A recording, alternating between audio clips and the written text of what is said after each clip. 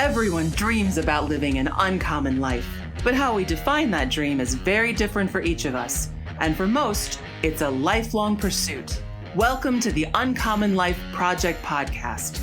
We're going to introduce you to people who are living that life or enjoying the journey to get there.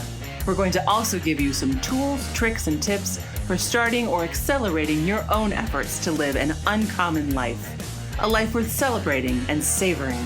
Please welcome your hosts, Brian Dewhurst and Phillip Ramsey. Hello and welcome everybody to another episode of the Uncommon Life Project. I am your host, Phillip Ramsey. And I am Brian Dewhurst. Thanks for tuning in.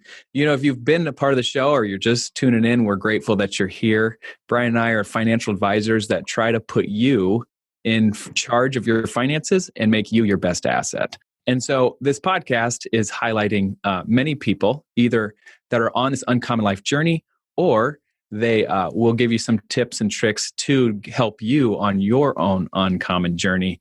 Today, we are talking to an awesome guest, and we're going to kind of dissect exactly how he got on his uncommon path. I cannot wait to get this man on the show, and we've got a history, this guy and I. I feel like some secrets are going to come out here a little bit. No, we might get it on. All right, let's get the bio on. Let's get him on the show. All right. Let's go. This is maybe one of my bigger bios I've ever done, so I don't want to screw this up. All right. Born in Gary, Indiana, lived in Sioux City, Iowa with the one and only Phillip Ramsey, and now currently residing in New York City. Antoine L. Smith, Emmy Award-winning Broadway and television actor and voiceover extraordinaire. Please welcome him to the show, everyone. Antoine. Thank you. Voice of an angel. Voice of an angel, the golden pipes himself, Antoine L. Smith. Thank you. Man. All right. Where do we start? I want to do this. This is what I want to do. I kind of thought about this earlier. One, you and I have a lot of history. We went to high school together. We did. But what I want you to say is the first time you walked on that Broadway stage, what was going through your head? Oh, wow. You know, it's so funny that July 5th, which is coming up, will be the day that I made my Broadway debut. So after wanting it for so long and then finally getting it, there's a moment of disbelief. There's a moment of humbleness. There's a moment of gratitude. Just all those feelings all coming together at one time. A lot of people would like to think that when you first step on a stage or enter to that job that you wanted for so long, that you're just like, yes. And of course, inside there is that, but also there's like, oh my God, I'm so nervous. I finally made it. I'm up here with people that I've looked up to my entire life. I've made it to the goal of everything that I've ever done. So there were moments that I remember. There are moments that I don't remember, but I know that I made it through that day. But just to be on that stage just brought so much joy, so much honor to my family, because my parents, you know, they sacrificed so much for me and my brother to achieve our dreams and to finally achieve them, and to do that for them. It was amazing. It still gives me chills to this day. Everything that I do to this day, I try to do it to honor them the best that I can. Sure. Dude, that's great. I love the start of this. So I do want to then pull back here and kind of walk through your story of how you got to that point. And for me, this is really exciting because, I've witnessed this dream of yours when it was just let's just say a mustard seed, if we will. And then I've also seen you sing. I've seen you perform. I've been next to you performing. Yes. But I like starting winning performances. Championship might winning. I add. Right. We've had a dancer on, and Brian kind of alluded that I can wiggle, but not to the championship level that you and I know about that.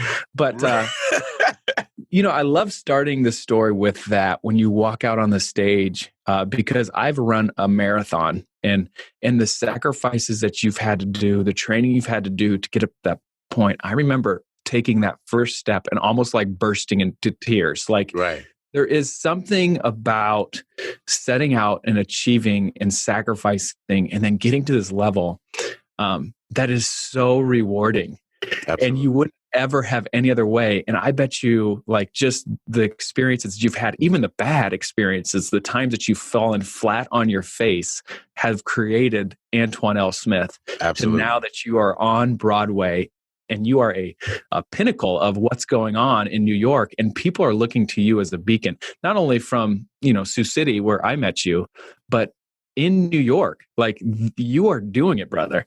So how did you start down this path, and when did it start turning into like, I'm going to make this professional? Hang on.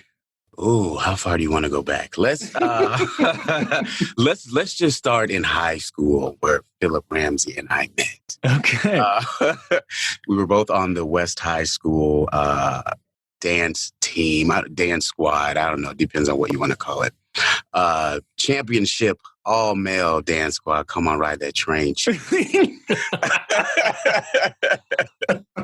So I want to say that I truly got serious about doing what I wanted to do in high school. And being a part of such an amazing community of our dance squad, and having that family at school as well as at home. I mean, we were together all the time. We would get to school for rehearsal at 5:45 in the morning. People have no idea. And we would rehearse for like 3 hours before school even started. Then we would have the school day. And then people that did sports, like Phil, I wasn't doing sports, but to then stay after school to do sports and all that. But anyway, I just say that to say my dream pretty much started coming to fruition in high school. I was on the dance team. I was in the choir. I sang. I mean, sometimes people's strong suits are not sports, are not politics. Right. Sometimes you're supposed to be an artist, and that's just as awesome. So, and I think it's funny because when I say to people like, hey, we're on the dance team, they're like, oh boy, like they don't understand what it was. This was serious. Yes. This is like, hey, we're going to not only... Right. Like, we're going to it. And I remember the first time, I was a freshman. They came to us and said, hey, we want to have a dance squad. Up to that point, the whole state, the whole deal, it was like, get your pom-poms out and let's shake your butt and people are going to cheer. And I remember they were like, no, we're taking this to the next level. Right. Do you want to do it? And as a freshman, I didn't really know what we're getting into. And up this point, they had like a co-ed dance team, and they would throttle. They would go to this competition and just throttle people. Right. Like, people would never even know, oh my goodness, there's trampolines and there's fire. And it was a different level. I remember them asking us, hey, do you want to do an all-male dance squad? And Antoine, there was a couple people that were instrumental in my life, but Antoine Smith was one of those. There was another guy named Jeff Olerandami. Oh, Jeff. And so Jeff Olerandami was a flipper, but Antoine Smith, Jeff Olerandami, and I, man, we were the three. We were the three. The trifecta. We were in the three. Oh, we really were. What were the names on our jerseys? I can't even remember. Remember we had those jerseys? I don't know. But when you say like we were practicing, like we would get there at 5:00 in the morning every day. And then our first period of our like school was dance squad. Right. And we weren't talking about like 25 dance routines. We were doing 2, all male and co-ed. That's all we would do. And I remember going to the state and thinking like, okay, are we going to be good? Are we not going to be good? And just to kind of go back to what you said of, as you practiced, and sacrificed, going out on that stage, and I remember, Antoine, I don't know if you probably remember, this is probably your life now, but I remember not even remembering the dance. Like, like walking out on that stage, no idea what the first like move was. And it being so loud, like I can't even hear myself think. Right. And performing, it was dynamic. Absolutely. And so anyway, so that's where we started. And I think that it really did shape who I was because of the sacrifices that we had to commit to at the early hours, and then just being good at one thing. We didn't have to be great at everything. We just need to be good at one thing. Right. And so then that I think also shaped you. And I remember you singing. I remember you doing the national anthems, and you were always got an amazing voice. I remember my parents and I went to go see you at church because you had a solo, and we were like, "Oh, we're doing that." Yeah. Oh, Zion. Oh, Mount Zion. Oh, Mount Zion. Yep. Yes. But then, so let's talk through more of that. And then now you start and get out of Sioux City and you're going to go do the deal, but it's not like you get to Broadway right away. No. I actually went to the University of South Dakota for classical voice because I was planning to be an opera singer, but that did not happen.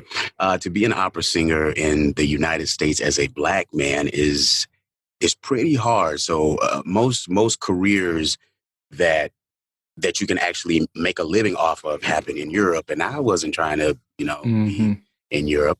But so after the University of South Dakota, where did I go? I went to Denver for a little while, just living actually. And once I returned back from Denver, I decided that I wanted to go to culinary school. So that's where I went, DMAC College for culinary school. Hey, they have a good culinary school. It's an amazing right. When I went, it was one of the top 50 culinary programs in the United States of America. So I completed that program, and literally, and I kid you not, 3 weeks after I graduated from culinary school, I joined the national tour of Sesame Street, where I played Big Bird for 2.5 years. Like, a lot of people don't know that, but I'm divulging that information right now. So I played Big Bird for 2.5 years. And after that, I moved to New York City in December of 2007, after which I joined the Broadway tour of Cats for a full year. After returning back from Cats, I think I did a bunch of regional theater. And then I eventually made my Broadway debut July 5th of 2011. So it was a journey to get there. But once I got there, I was able to look back and say, man, Antoine, you really had a journey in life to get where you are. So it's that much rewarding once you actually make it there. So I'll keep going. So July 5th, 2011, I made my Broadway debut in Memphis, the musical, Tony Award-winning Best Broadway Musical for that show. It's amazing. It's an amazing story, amazing musical. So awesome. If you guys don't know, Google it or go to YouTube and watch. It's amazing. So in 2013, I joined the Broadway National Tour of Cinderella. I went out and did that for a year. And then in 2015, I joined the Broadway company of The Color Purple revival, starring Jennifer Hudson, Grammy and Oscar award-winning Jennifer Hudson, two-time Oscar nominee, Tony, Grammy, Emmy winner Cynthia Erivo, Tony Award nominee Danielle Brooks. I mean, this cast was absolutely unbelievable. That experience was life-changing, to say the least. How do you get in front of these things? Like, do you have an agent? I have an agent. I have a theater agent. I have a television agent, and I have a voiceover agent. So, all of those agents, and they're amazing. DDO Artist Agency, if anybody's interested. So I did The Color Purple for a year. That show lasted for a year. Then I went on to do Miss Saigon on Broadway. Then I went on to do Carousel on Broadway. And now I will be doing MJ the Musical on Broadway. Now we're talking. Phillip love language. All right. I can't tell you how many car rides I've spent with Phillip. He has actually amazing DJ skills too, by the way, if your wedding is coming up post COVID. But MJ is his number one. Yeah, I know. Kind of my spirit animal. And we got a lot of roots for old Michael Jackson. I'll just say that. So let's go back. At what point did you hit some adversity in your career? And how did you work through that? One, what was it? And how did you work through that? And how has it shaped you to the man you are today? So in this business, there is a lot of adversity, especially for Black people or people of color, because in the industry that I work in, it is a predominantly white field, and that starts from the producers on down, from the casting offices, the directors, the people that write the shows. But a lot of times you go in these rooms full of people that don't look like you, and you have to remember why you are doing what you do, because sometimes it can make you want to turn away or want to run away. But then when you remember why you are doing this, who you are doing this for, all of the struggles that you have been to get to this point, not that it completely overshadows what you have to deal with, but it makes it more palatable, if that makes sense. And I've had to overcome it a few times in my life, and I just want people to know that if you stick with it, if you really love it, and if you're doing it for the right reasons, everything will work out in your favor. And I just want to give that advice to anybody that feels like they're walking into a space where they're not seen, where they're not heard. If you do it for the right reasons, you will eventually be seen and you will eventually be heard. So just stick with it. Yeah, That's awesome. I love that. Love that. Great wisdom.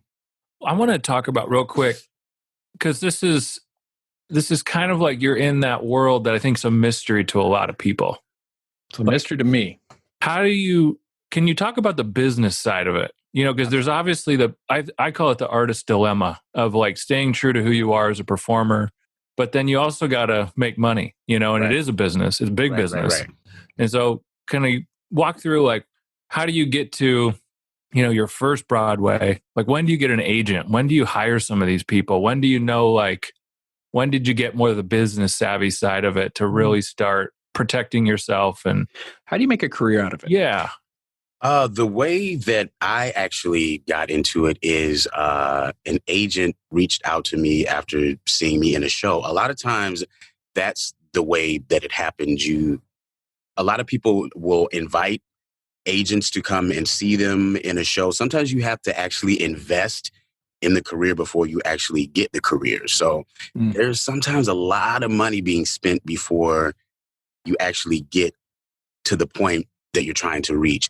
But an agent's DDO, they saw me in a performance and asked me if I wanted to come in for a meeting. I came in for a meeting. I freelanced for a little while. I think I freelanced for like 2 months because I kept booking jobs. And they're like, maybe we should just go ahead and sign him.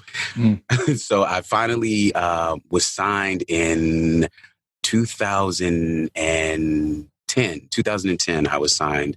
And I was so lucky to have found an agent, because now if you don't have an agent, it's pretty hard to find any job these days. It used to be a lot easier back in the day, not having an agent and, you know, not having to pay them that 10% or 20% every single week, because that is what the fee is once you get the job and they've negotiated your contracts. It's about 10 to 20%. Usually it's 10% for an agent, 20% if you have a manager. And if you have both a manager and an agent, it's 30% because the agent wants their 10% and the manager wants their 20%. So you kind of might want to decide on which one works best for you. I don't have a manager because I don't think I need a manager, and my mom would probably be my manager before anybody else would be. Sure.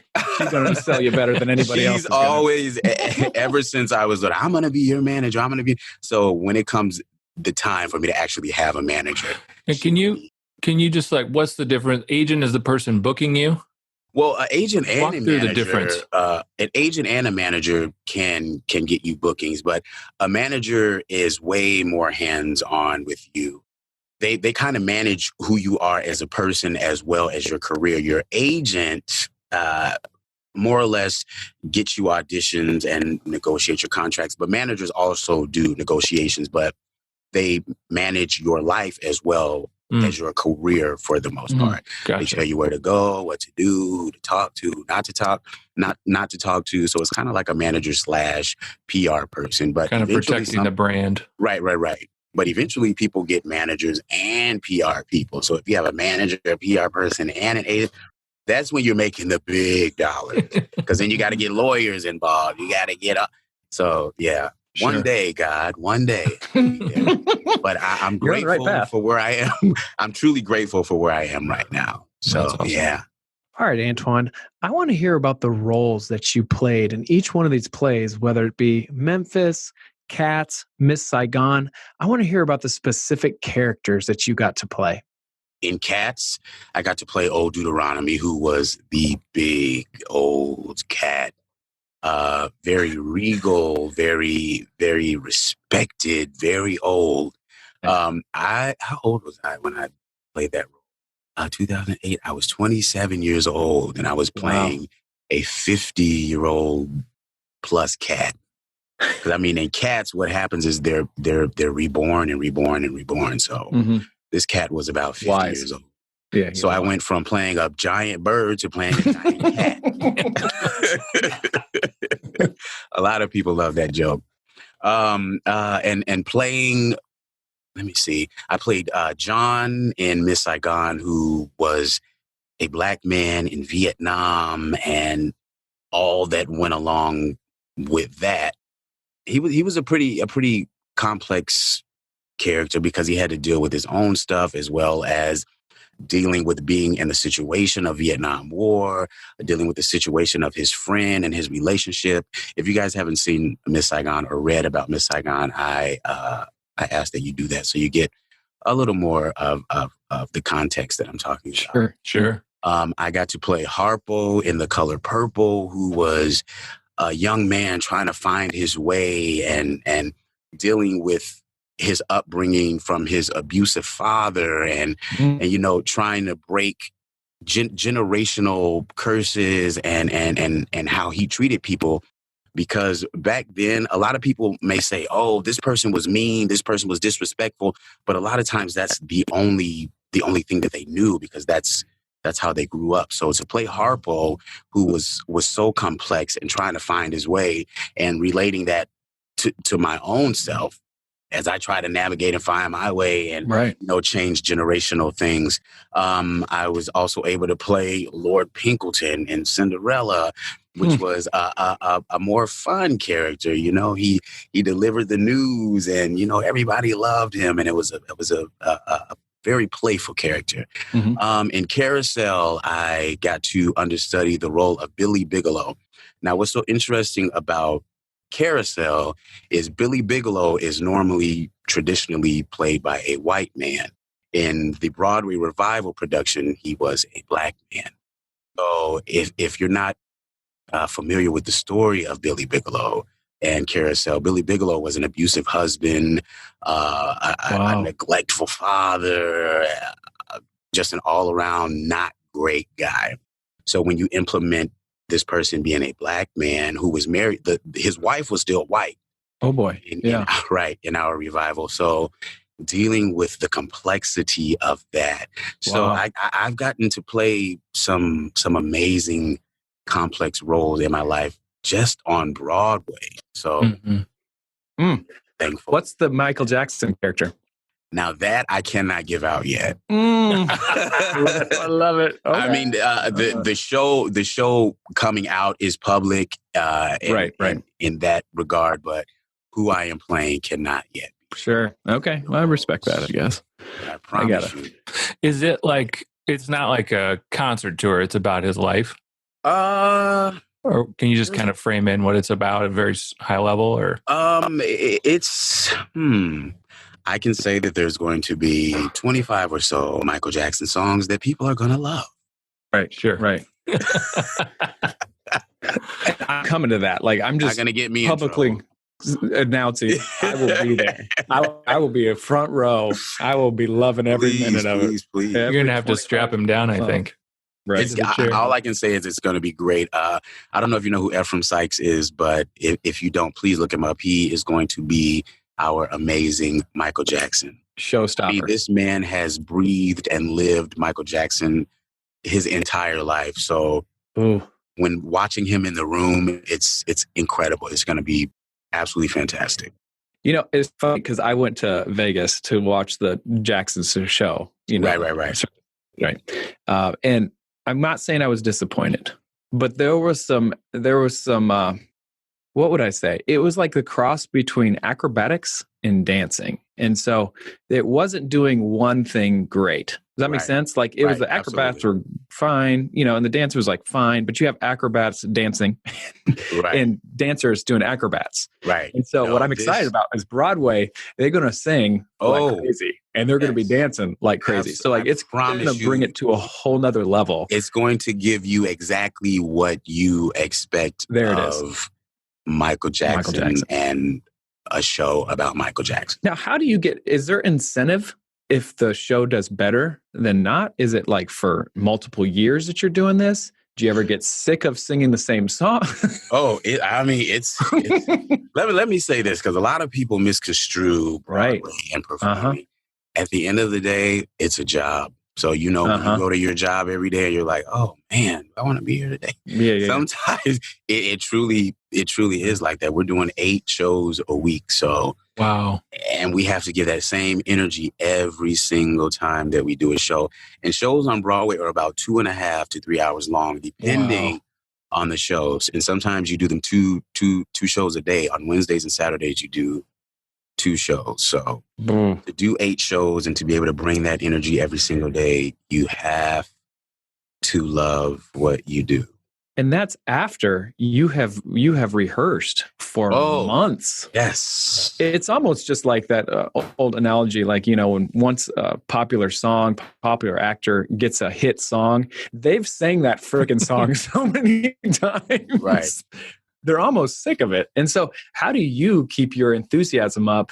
And because I remember this is a little bit I can relate, is just the audience also plays in a lot of that. And each audience is different, which is fun, which makes your job even more. Okay, so let me ask you this. Have you ever screwed up on stage? And how did you overcome that, baby? Absolutely. I mean, it's live theater. This is a television where they can say, okay, no, we got to go back. There have been times where I've forgotten entire verses to a song, and people are cued on their interests are cued on something that you may say or something that you may do. The domino didn't fall. What do I do now? So I remember this one time very clearly. It was my last day on the Cinderella tour, right before I was about to start The Color Purple, and I had this huge speech where I'm announcing that the prince is about to have this moment where everybody comes in and tries on the shoe. I completely forgot an entire verse. And this is while people are doing their costume changes. So what I'm saying is time to give these people enough to do their costume change. Right. And I completely blanked on the verse. Oh, Antoine. Straight to the last word. People were running out, wigs half on, zipping up dresses, putting on shit. It was a disaster. But I just say that to say, hey, you just got to keep going no matter what. And mistakes happen. And then you laugh about them later. But that's what makes life fun and enjoyable, the good and the bad.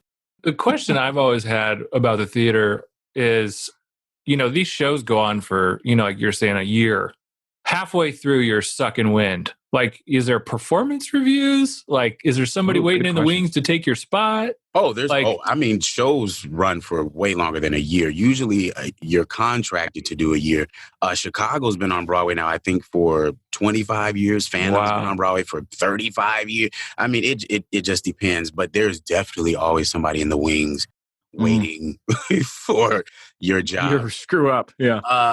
Well, not screw up, but like, when you're ready to leave the show and somebody's ready to come on. But 1% of people that come to New York to audition to be on Broadway make it. Wow. 1%. Wow. So we talk a lot about residual income. And it seems to me from the outside looking in, this is a tough business. Oh, yeah. It will spit you out if you're not careful. How are you now? You've been in this nearly a decade. Mm-hmm.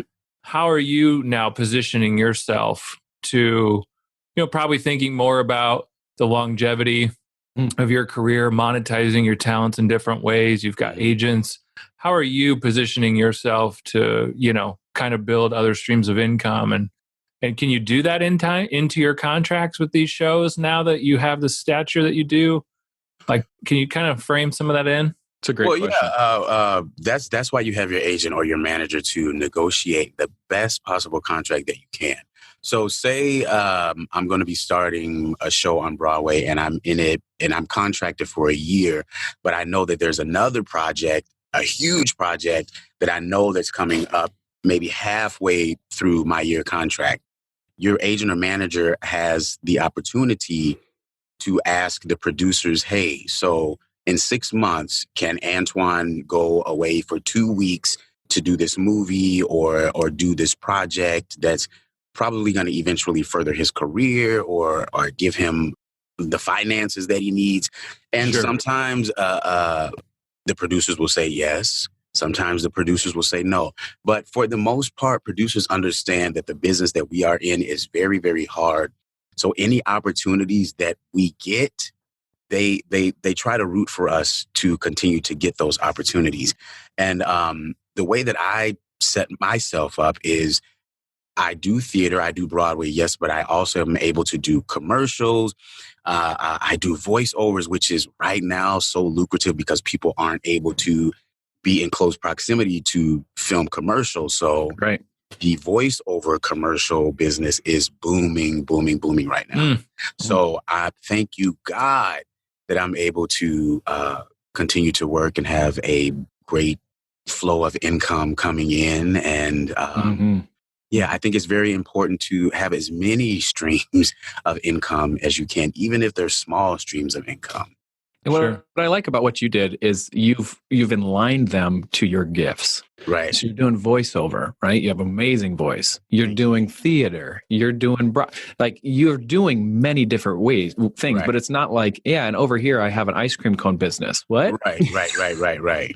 So yeah, everything that I do is kind of umbrellaed under the same thing. Good. Yeah. Okay. We talk a lot about mentorship as the cheat code of life. Mm-hmm. So I want to give you an opportunity to shout out to your mentors that helped you get to where you're at today. Oh, I have to first of all start with my mother, Christine Wooten, my father, Cleotha Wooten. Thank you the life that I have right now would not even exist without those two and their example of hard work and being good to people. You have got to be good to people. You could be the difference between saving somebody's life and them deciding, oh, I don't want to live anymore, by just giving them that one small piece of encouragement or even just saying hello or, just smile. Smile, especially today. Mental illness is a real thing, and I'm glad that people are finally putting it on the forefront and realizing that this is a real thing. So my mother and father were my first mentors. Then I have to bring it down to Julie and Amy DeGroot and Penny Rosford. These were our dance squad, the West High dance coaches. I mean, these people went hard for us. They taught us a lot of responsibility. Right. They maturity, which wasn't easy. They taught us maturity, but we definitely had our moments. But for the most part, they wanted to see us succeed. They had a 25 years successful run. Well, longer than that. It was 25 or 30 something when I left. So they had a very, very, very great career and run with the dance squad because of obvious reasons. They were great people, great mentors. They sacrificed a lot. They gave a lot. They didn't ask for a lot.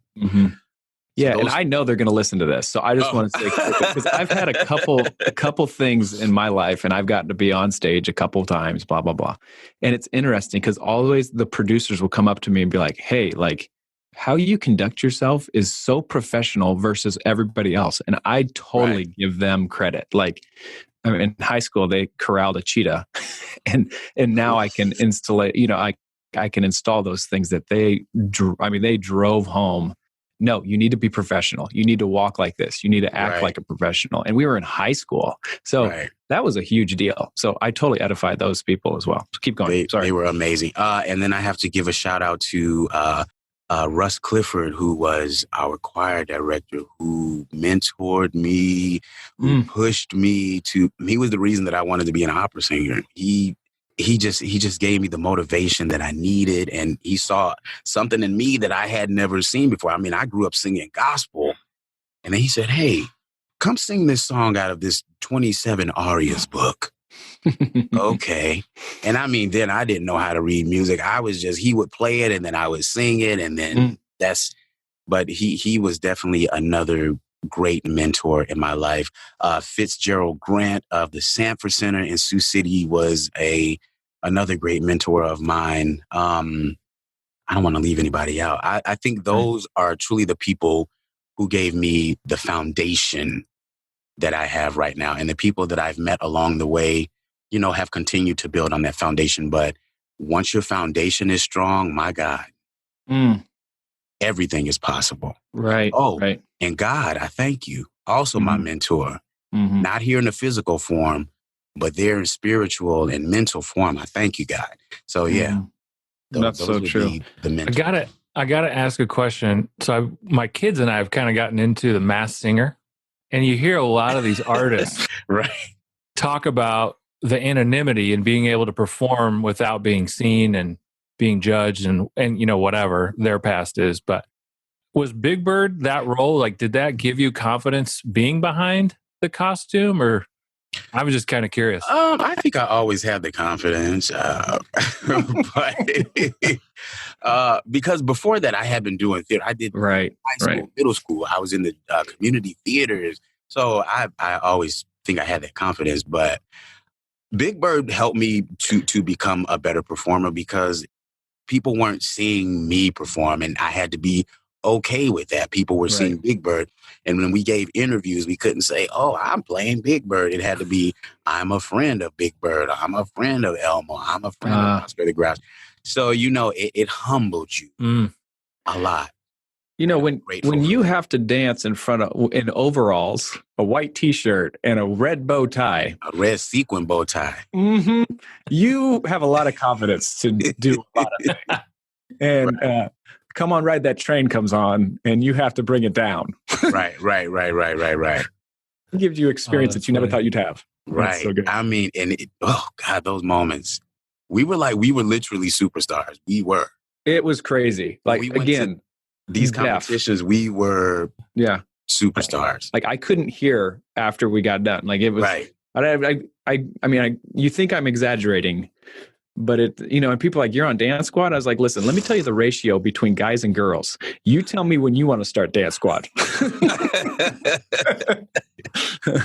Oh man, I love it, Antoine. This has been a joy. We need a story. We need a story we haven't heard about Phillip. He's pretty quiet about the story. He doesn't share a lot. I can't do that. There's just one above board. No. There's a brother code that is real, and I have to stick with that today. I appreciate that. Thank you. Know that Phillip Ramsey is a great man. That's all I'm gonna say. Gentleman and scholar. How does our listeners find out more about you? And don't leave me out. When can I go and see you and Michael Jackson? Well, you can follow me on Instagram at Antoine L Smith 32, ANTOINEL as in Larry.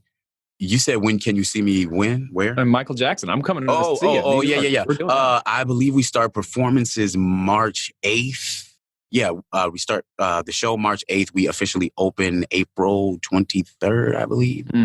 So there's a difference between previews and being open. Previews it's 4 weeks of performances, but that gives the director and producers the time to change anything that they want to change in the show. Because once the show is open, it is the term is called frozen, which means they can't change anything else after that. So so we start previews in March and we open in April. But I believe you can start buying tickets now. Okay. At mjthemusical.com. What's like the best? Give us some of our listeners like some of the secrets. Like, if you're going to go to a show, is there a better day to see the show? Better time? I would recommend seeing a matinee, which on Wednesdays and Saturdays. The matinees are usually at 3:00 p.m. So you have all of your evening to do whatever you want. Go out and do something before and then come and enjoy a show at 3:00. The main advice that I would give for people who can is to go straight to the box office to buy your tickets. Because once you start buying them on like Ticketmaster and things like that, you have these third-party fees that sometimes almost equate to the amount of the ticket. So if you go to the box office, and sometimes if you ask for rush tickets, these tickets are like $40 and they're great seats. They may be like a partial view, which is why they sell them for $40. But sometimes the partial view is like the left side of somebody's body. You'll see the main stuff on the stage. So ask for rush tickets, go to the box office if you can. And yeah. Those are good. Now, is this one of those shows that you want to be front and center? Like, and maybe you can't answer that yet. To me, I would say you want to be above in maybe like the mezzanine or the balcony. Okay. I think that's because there's a lot of dancing going on. So you're going to want to see, a lot of stuff from above and not having to look up. Right. Good. Antoine, man, I cannot thank you enough for just the wisdom that you impart and going down this uncommon path, because not a lot of people do. And when they hit adversity, they run away. But that's not what you did, man. And so I cannot wait to see just your career explode. I cannot wait to see you on the Michael Jackson stage in person. I can't wait to give you a big old hug. And man, thank you for just all the wisdom that you've given to our listeners. Thank you for going after this uncommon life so hard and just being an example to so many people, brother. Thank you so much. You have been listening to the Uncommon Life Project. I've been your host, Phillip Ramsey. And I am Brian Dewhurst. Thanks, and tune in to the next time. Until then, go be uncommon. Thanks, everybody. Goodbye. That's all for this episode of the Uncommon Life Project, brought to you by Uncommon Wealth Partners. Be sure to visit uncommonwealth.com to learn more about our services. Don't miss an episode as we introduce you to inspiring people who are actively pursuing an uncommon life.